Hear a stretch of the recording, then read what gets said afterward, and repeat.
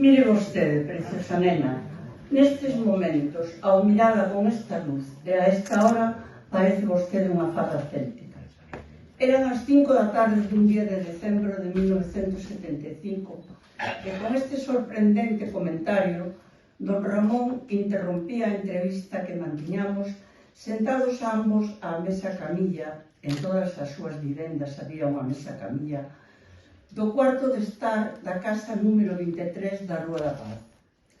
A entrevista publicaríase uns días despois en La Región con motivo da homenaxe que lle dedicaban os seus numerosos exalumnos do instituto.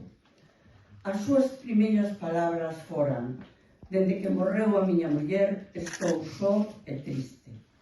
A súa muller, Fita, entrevistara 2 anos antes con motivo do 50 aniversario da súa boda. Era a primeira entrevista que se lle facía e sería a única. Nela describe o seu marido como un home ameno, sencillo, un hombre de estudio que se preocupa por saber e por eso dá gusto viajar con él, que quiere a la gente e que disfruta de sus muchos amigos. Por ela soubemos que don Ramón escribía de noite, sentado á mesa de braseiro, que lle gustaba moito a noite, que contestaba todas as cartas e que nunca discutiron. Hai pouco máis de 5 anos coñecín a Manuela, cociñeira e cuidadora de doña Eladia, a nai de don Ramón. Manuela recordaba a Fita cosendo e xogando a bisca coa súa filla Mariflor e as moitas merendas que preparou para os numerosos amigos que visitaban Trasalba. Manuela estaba sumamente agradecida á generosidade do Sotero.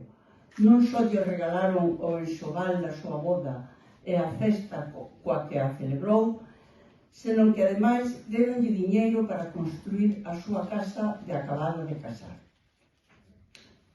A tristeza que abafaba don Ramón aquel día da nosa entrevista non impediu que, como era habitual nel, durante 3 horas fora un prazer escoitalo contar con magnífica memoria o que foron os seus fecundos 87 anos. Seguía sendo acolledor e cálido. Ese día estuvo sincero, nostálxico e humano, declarándose un home cunha vida feliz ao lado de Fita. Non era esta a primeira entrevista que lle facía. Meses antes, ante a ameaza de derribo do centenario e histórico teatro principal moi presente na vida de don Ramón, un grupo de ourensáns organizámonos para evitar esa destrucción e recorremos a él buscando o seu apoio. Foi tallante e valente, declarando que para Ourense destruir o principal viña a ser tan grave como destruir unha iglesia románica. O teatro sigue en pé gracias á súa implicación e á sensibilidade duns políticos do momento. O seu interese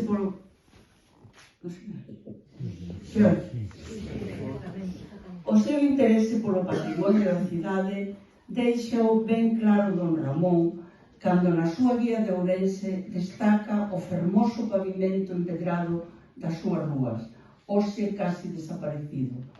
E aquí vanme permitir que aproveite a ocasión e o exemplo de don Ramón para pedir ás fundacións que levan nome de ourensáns ilustres da nosa cultura, e eu formo parte de 2, que son estas Branco Amor, Carlos Vero, Vicente Risco, Carlos Casares, esta que hoxe nos acolle, que non fiquen pasivas e caladas ante a destrucción do patrimonio artístico e cultural e se manifesten unidas sempre que sexa necesario en defensa do mesmo.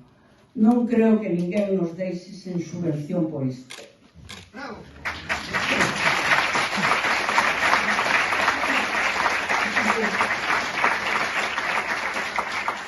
Os intelectuais galegos de finales do 19 e principios do 20, como os do resto do país, non foron alleos ao interese por publicar textos nos xornais.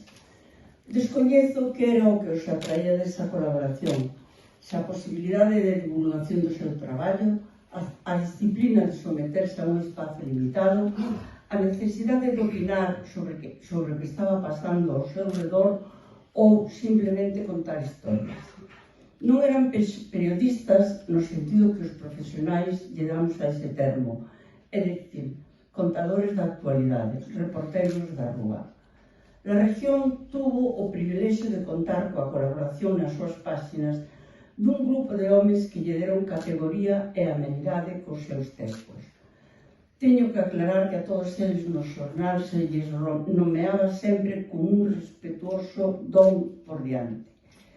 No caso ourensán, don Vicente foi o que máis se aproximou ao oficio de xornalista, escribindo sobre o que estaba pasando no mundo en Ourense, chegando mesmo a presidir a Asociación da Prensa Ourensá, asistindo ás populares verbenas de la prensa que se celebraban no Xardín de Posío, formando parte do xurado que elexía a raíña da prensa ou concedía un premio á gravata máis creativa. Uns anos máis tarde, Blanco Amor e Casares seguiron os pasos de don Vicente, ambos xa con certa experiencia periodística. Don Ramón optou, polo menos nas súas colaboracións en la región, pola nostalgia, o pasado, a historia local, na que moitas veces aparecen persoaxes curiosos da vida cotiá. Moi similar foi a actitude de Cuevillas coas súas cosas de Ourense. Todos foron conscientes de que escribían nun periódico local e aos seus lectores interesáballe sobre todo o que lles pasaba aos veciños. Neste sentido, si tiveron visión periodística. Don Ramón publica o seu primeiro artículo en La Región en febreiro de 1946, iniciando unha serie titulada Los Caminos de Galicia. Escribe en español e asina con pseudónimo de Santiago Amaral. Son artigos longos contando historias vividas por él ou por outros. Ten 58 anos e, como máis tarde escribiría Carlos Casares na súa biografía, vivía aqueles anos de dor, había sido retirado da súa cátedra de instituto, castigado políticamente, vivía aqueles anos de dor retirado en Trasalba, dedicado á lectura e á reflexión. A esa primeira colaboración seguiu a magnífica serie titulada De Ourense Antigo. Suman máis de 300 artigos, algúns dos cales foron recollidos no libro editado na Biblioteca Otero Pedrallo. Estes son algúns dos seus títulos: Albénice en Ourense, El árbitro de la elegancia, Para un notambulismo orensano, El paso de Castelar, Al calor de las Burgas e moitos máis. Don Ramón nunca aparecía pola redacción do periódico onde mandaba os seus artículos pola rapaza de servicio cando estaba na Rúa da Paz e ignoro como chegaban á redacción cando estaba en Trasalba. O redactor Servando Iacuriaga era o encargado de traducir aquela letra miúda e revirada para facer posible a súa impresión. Con frecuencia escapábase un toque de humor sutil e fino. Aínda que don Ramón non frecuentaba a redacción do xornal nin os faladoiros de café e gustáballe recibir nos seus domicilios da cidade e da aldea, mantiña unha relación cordial cos irmáns Outreviño, Alejandro e Ricardo, propietarios do periódico, aos que quiso ter cerca na festa coa que celebrou os seus 50 anos de matrimonio. Descoñezo se don Ramón cobraba por este traballo, aínda que naqueles tempos poucos colaboradores do xornal o facían. Iso non era impedimento para que se amosase generoso con calquera que pedise un escrito seu, xa fose a comisión de festas dunha aldea, a festa dos Mallos ou un pregón para o Corpus. El e os seus contemporáneos do Grupo Nós estaban tan integrados cos seus veciños que estes vían do máis natural que don Ramón, don Vicente ou Florentino participasen na súa festa ou compartisen os seus saberes con eles, os que, por suposto, repartían con generosidade. Os arquivos locais gardan numerosos programas de festas nos que se incluyen artigos de todos eles.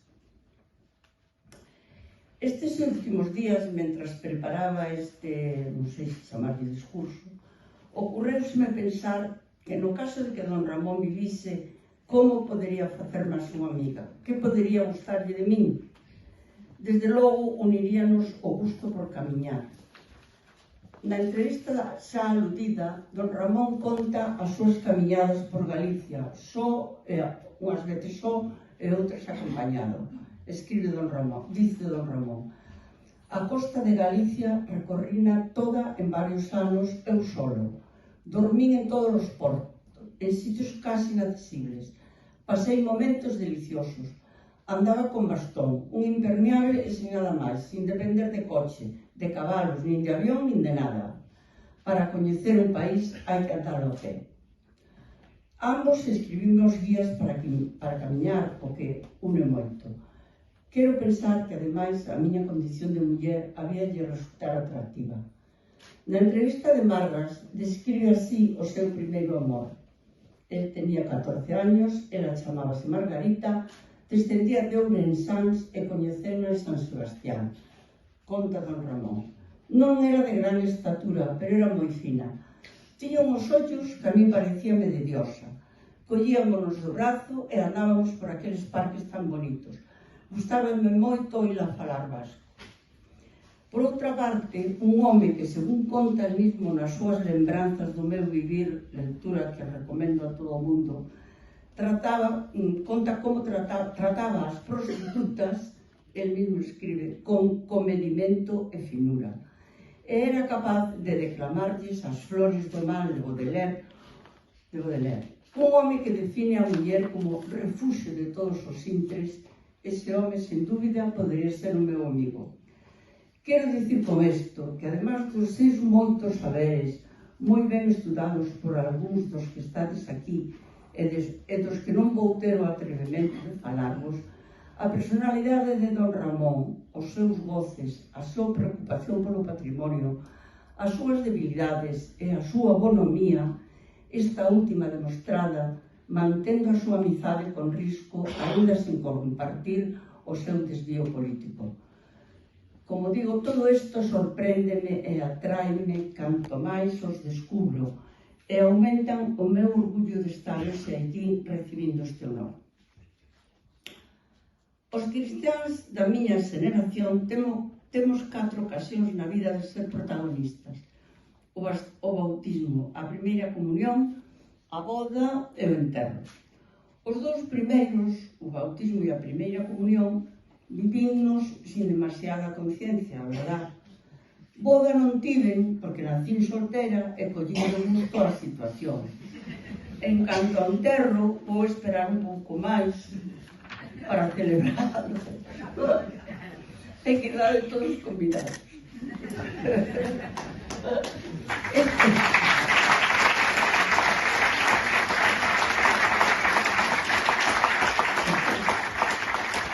Este acto de hoxe vai a ser algo así como a boda que nunca tiven. Non sobra ninguén, aínda que falten algúns, e imos celebralo cunha sabrosa comida campestre. E agora ven o momento de dar as grazas. O primeiro de todos a Eduardo López Pereira, o noso presidente da Fundación, que me propuxo para este premio, porque soupo ver o importante que foi a cooperación e a amizade que hubo entre o periódico na región do que formo parte desde o meu nacemento e ese grupo do que don Ramón formaba parte, de xenios e sabios, de personalidades atractivas que o destino quiso que nacesen, vivisen e creasen nun tempo, en un lugar común tan reducido como a Praza do Ferro de Ourense, para desde ali, e sin apenas sair das súas respectivas mesas de braseiro, abrirse e abrirnos ao mundo. Gracias, Eduardo, no meu nome e no de todos os que formamos parte da región, porque nos deches a oportunidade de agradecerlle a don Ramón a súa amizade e a súa colaboración, e a min a oportunidade de reunir aos meus amigos, entre os que quedas xa incluído.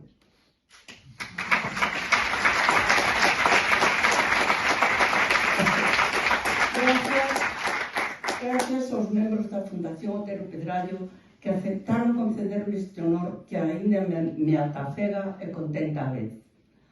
Grazas ao meu laudator Santiago Lamas, está entre os vos amigos que me regalou a vida.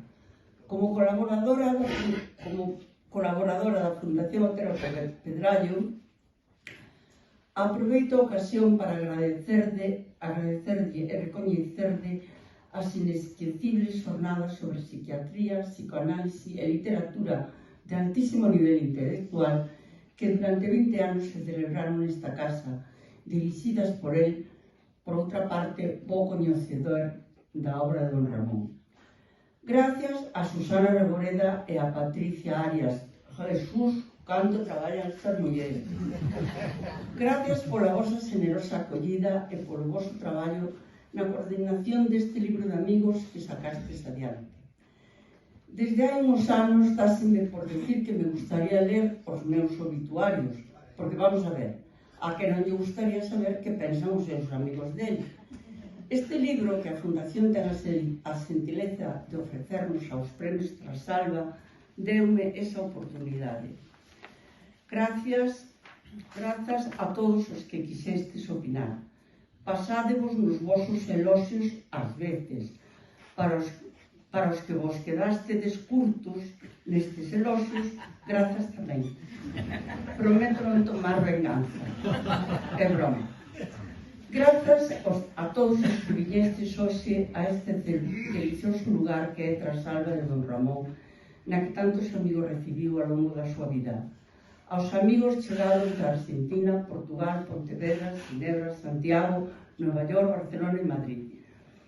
Gracias a Paz, Paca, Belén, Ángeles, Pura, Carmucha, Teresa, Elvira, Marisa, ese grupo de mulleres que compartides a miña cotía os vos tragos da hora do aperitivo de todos os días.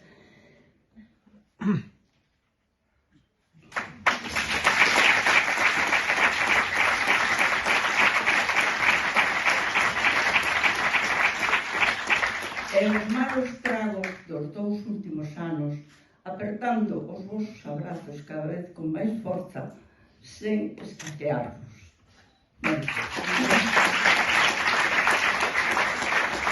Gracias a eses cidadáns anónimos e generosos sin os que, como escribiu Kapuscinski, non se pode facer bo periodismo. Aos apasionados da cultura galega e universal, moitos deles presentes aquí, que seguides priorizando valores intangibles como a beleza, a ética, a verdade, a lealdade e a imaginación. Gracias a cada... Agora vou me poñer en plan artista que recoge un Goya ou un Oscar. Gracias cada vez a máis escasa familia que me queda. É menos mal que, como di o refrán, o que non ten fillos deu dalle sobriños. Os compañeros de traballo, moitos xa desaparecidos, dos que aprendín o oficio de periodista e outras cousas importantes da vida. Gracias tamén aos ausentes por circunstancias da vida. Entre eles temos 4 baixas por culpa do COVID. Non mortos, senón que non poder decir.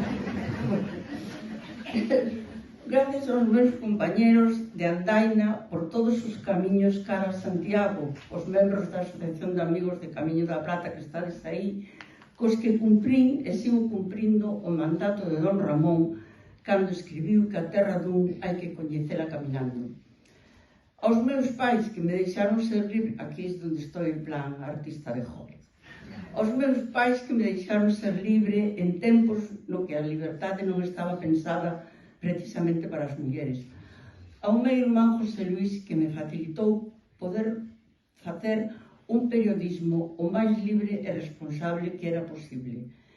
El é o meu pai e agora o meu sobrinho Óscar, con inteligencia, sentido empresarial e humildade, fixeron posible que na región un periódico local supere hoxe os 100 anos. A todos estes e algúns máis, xúrovos e declaro que foi unha sorte tervos coñecido e compartir placeres como do que gozamos hoxe na placidez de Trasalba, mentras o sufrimento se expande polo mundo.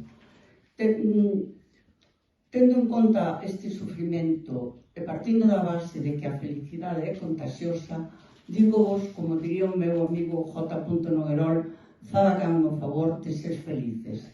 Dice: